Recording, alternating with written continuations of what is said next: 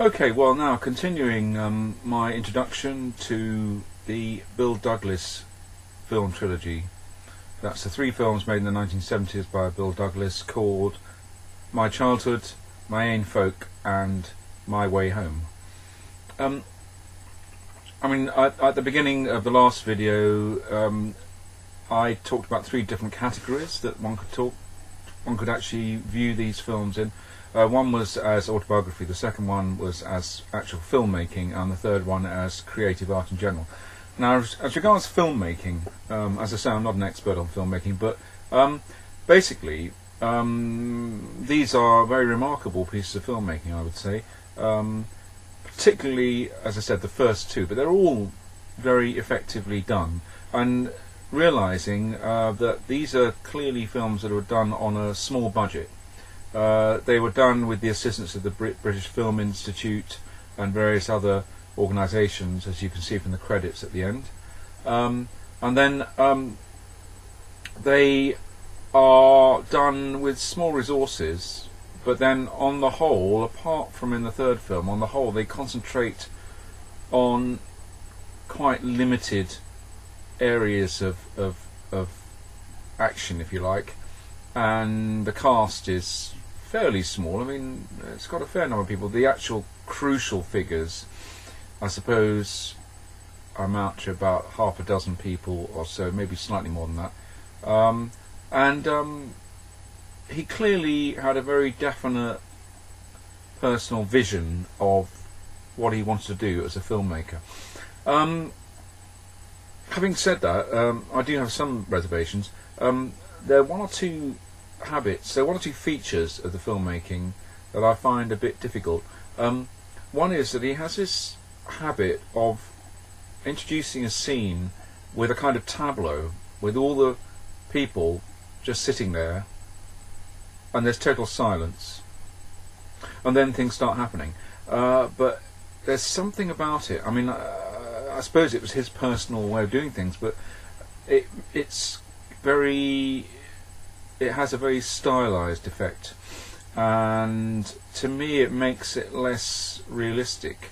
Generally speaking, this is, as I said before, this is filmmaking in a kind of social realist tradition, I would say, and yet it has these moments that are very stylized and somehow slightly unconvincing.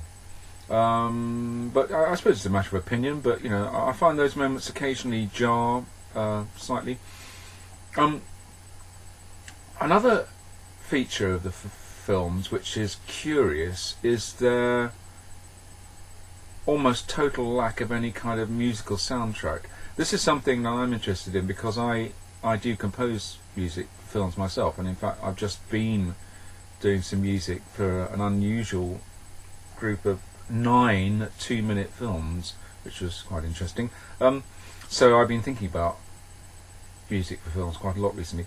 Now, there's very little music in the Bill Douglas trilogy, and the music there is actually provided by people acting in the film. So there's a moment when they're in an air raid shelter in the first film where an old man sings a Scottish folk song, O Rowan Tree it's called. It's a very nice song actually, it's one I'm rather fond of, but he sings it really, really badly, and it takes till about halfway through the song to actually make out what it is he's singing. But actually that's quite interesting because it shows that this was probably the reality of a situation like that, you know, that they were in an air raid shelter and there were bombs coming down. Somebody made some kind of effort to sing, and it didn't necessarily have to be musically very good, but it was an effort to try to keep people's spirits up and so on. And another moment I remember is in Edinburgh, where the home is that Tommy and eventually Jamie are sent to. A band comes down the street. It's one of these curving, I think they're called bows in Edinburgh, roads that come round a hill down in a kind of curve, and this Highland band, you know, with bagpipes and so on, come marching down the street playing music, and that's quite striking because, as I said, there is so little music that when you do hear some, it's noticeable. There are one or two other bits of incidental music, which I can't quite think of at the moment. But as I say, there are very, very few examples of music in the film, and even at the beginning and the end of each film, where you might expect some kind of music as the introduction and as the kind of postlude, there isn't any. It's completely silent. Well, this is interesting. I mean, he may have had his own reasons for not using music, but music is just such an incredibly powerful instrument in films to create mood, and it. I think it's severely underestimated how important it is. I think in many cases, but in some films anyway, the music is maybe as much as 50% of the film. I mean, of the effect of the film, without people realising it.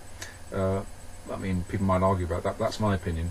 And if you don't have music, then on the one hand you're giving up a very powerful tool in the filmmaker's art, and on the other hand you're creating this kind of again a rather kind of bleak atmosphere. There's something very stark about these films a lot of the time. It's just images, often with nobody speaking, sometimes quite powerful images, but silence. It's all very, very intense, and that can be very effective. It is very effective in some moments in this film, but it does get a bit much sometimes, I think. These films slightly remind me in a way of some of Terence Davies' films, but they are very different. And there's one particular one, I think it's Terence Davies anyway, I might have got this wrong, but I think it's him, called The Long Day Closes, and that is, the title of that film comes from a really very beautiful and moving song, a part song called The Long Day Closes, which is actually I think it's a Victorian part song originally, but it used to be very, very well known well into the 1950s and after that, and it's associated with childhood, but in that film there's a lot of music, and it's the music that was basically on the radio, or the wireless as people called it in those days, and also from films, movies that people went to. People went to the cinema a lot in those days. Most people went to the cinema at least once a week, up to probably the 1960s in Britain, and it's very, very effective because music is just so incredibly evocative. It's evocative of time and place and mood, atmosphere. Anyway, so that's a side to the filmmaking that I find a bit odd, that he chose not to use music. It might have been for economic reasons. He might not be able to afford to use music, and there are copyright issues and all the rest of it. On the other hand, he might have chosen not to use music. But as actual filmmaking, I mean, he's got an amazing eye for scenes, and there are many examples of that in these films. The environment that they're shot in, this mining village mostly at Edinburgh, it's mostly very hard stone and brick, and then coal pits with the big gantries and so on, and the lift shafts, and chimneys and so on. And then there's the coal, piles of coal, and there are slag heaps, which are a great feature of mining towns and villages. Most of them are overgrown now with grass and weeds and so on, so they're not so stark. But in those days, they were just black heaps.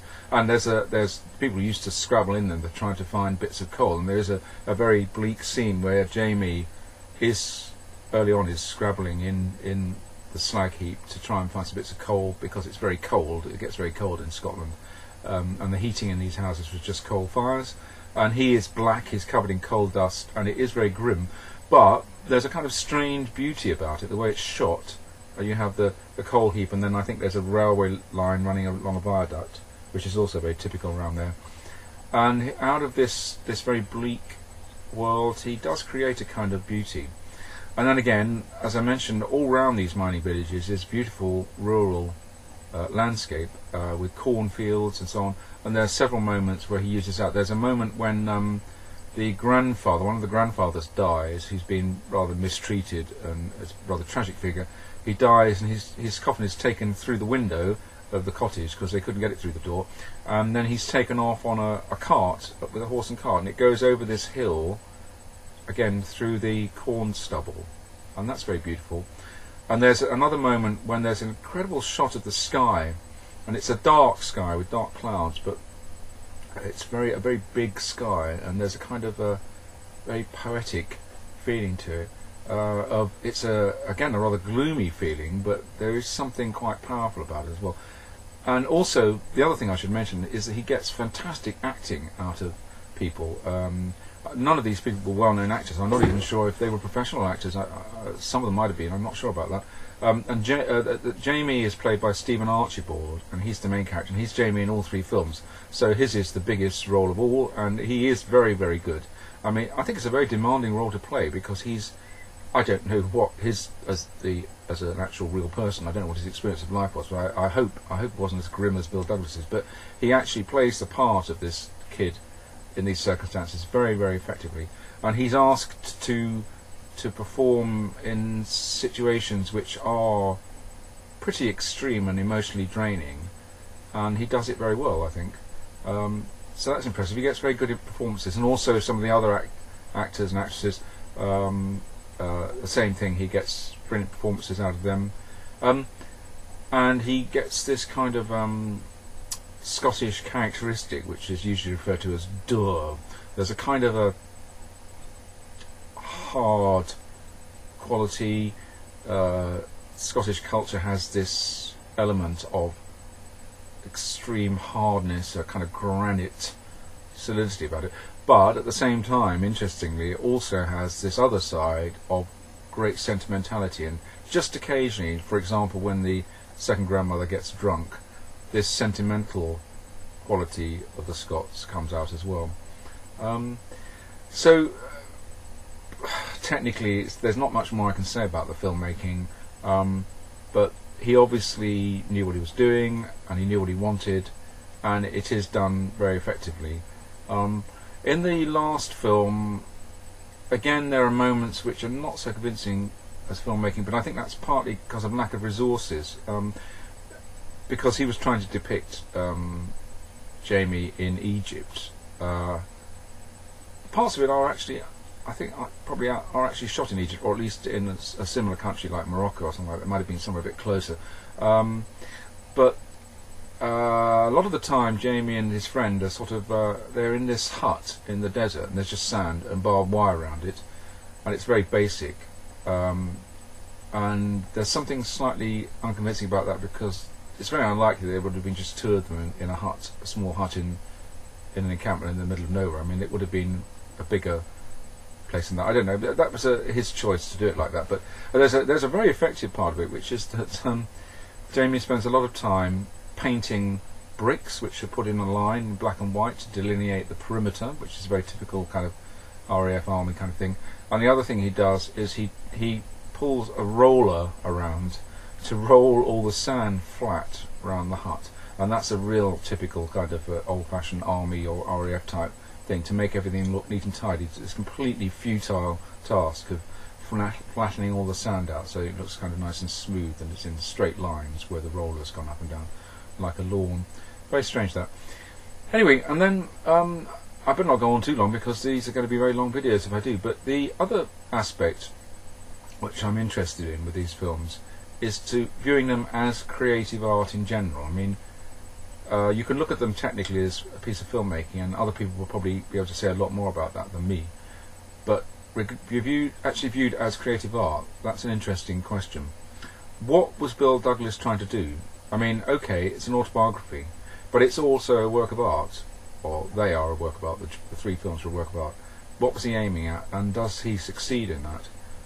Now, this kind of depends on where you're coming from to start with. My view of art is not really a social realist one. I feel that I'm quite old-fashioned in my ideas about art, and I've been influenced to some extent even by Aristotle, which sounds a bit pretentious, but I have Aristotle's Poetics from whatever it was, 5th century BC Athens. He was the first person to define, particularly in relation to Greek tragedy, the nature and purpose of art. And what he talked about was this idea of what he called catharsis through pity and terror. And what he meant was, in a Greek tragedy, terrible things happen, invariably. people are pursued by fate, and there's usually quite a few people die, and it's all very tragic and so on. But Aristotle's point was that by making a play about it, what you're doing is you're not just depicting the events that happened. I mean, most people would have known what happened already because they're mostly based on legends, well-known Greek legends and historical events. What you're doing is you're putting them into a kind of framework whereby you depict the things that happened, and these events, these tragic events, arouse a feeling of terror, of horror, if you like, at what actually human beings are capable of, and the things people do to one another, and the situations that people end up in life, and the tragedies that happen. But it also creates a sense of identification and a pity for these human beings, and in the end a sense of pity for humanity, for the human situation in general. This creates, as Aristotle puts it, a catharsis. It's a release of emotion and a feeling that we have at least some sense of understanding and some resolution about the nature of human existence. And Aristotle is saying that is what art is about. And basically I agree. Now, in this trilogy of films by Bill Douglas, I'm not quite sure if he actually manages to do that. And it's quite true that he probably wasn't trying to do that. But for me personally, although I enjoyed watching them, if enjoy is the right word. I found them interesting to watch. They were quite disturbing in some ways, and a bit upsetting and rather bleak. But they're worth watching because they are very good films. But in the end, I don't feel that sense of catharsis. For me, these films pursued what I think is a slightly mistaken social realist, or possibly even socialist realist approach to art, which is what they're interested in is depicting poverty, injustice and unfairness and the bleakness of life, especially for working class people. And they would say they're doing that.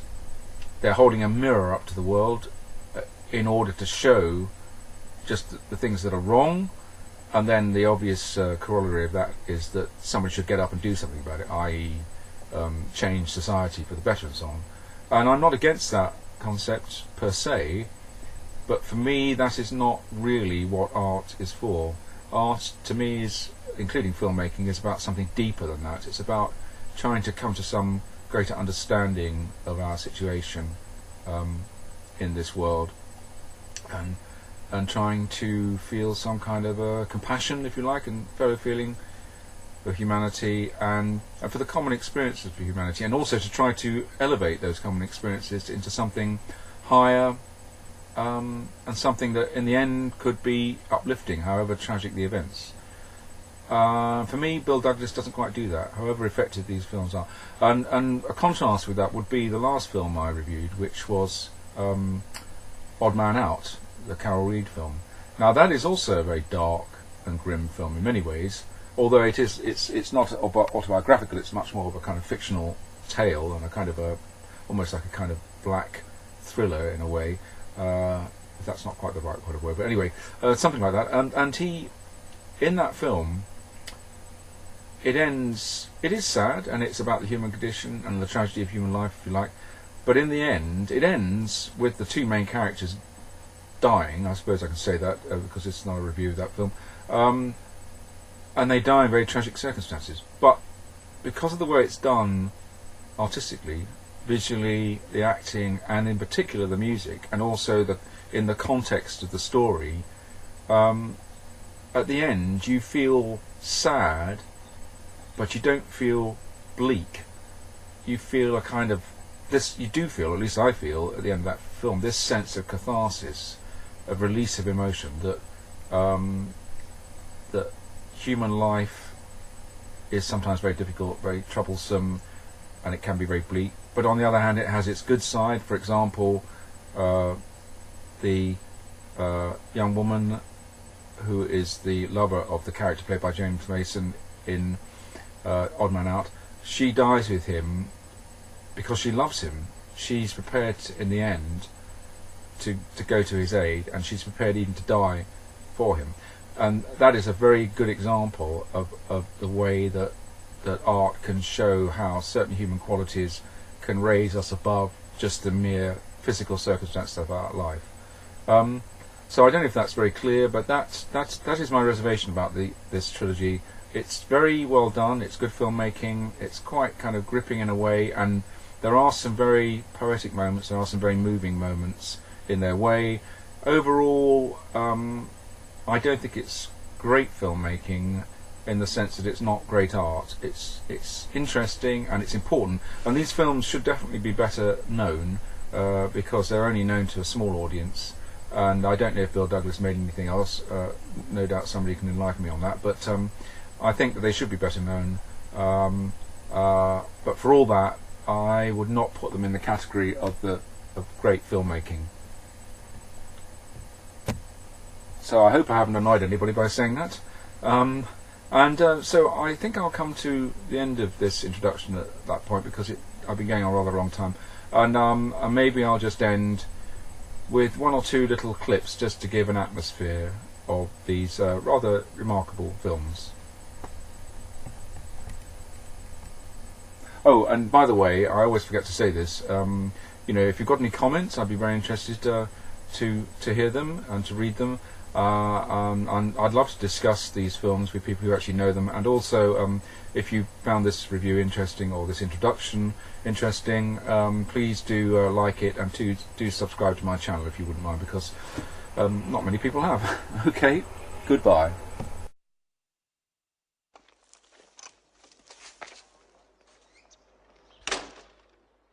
Do you realise you've been late for my work? Well, I don't want any of your bloody cheek. Where's my gun?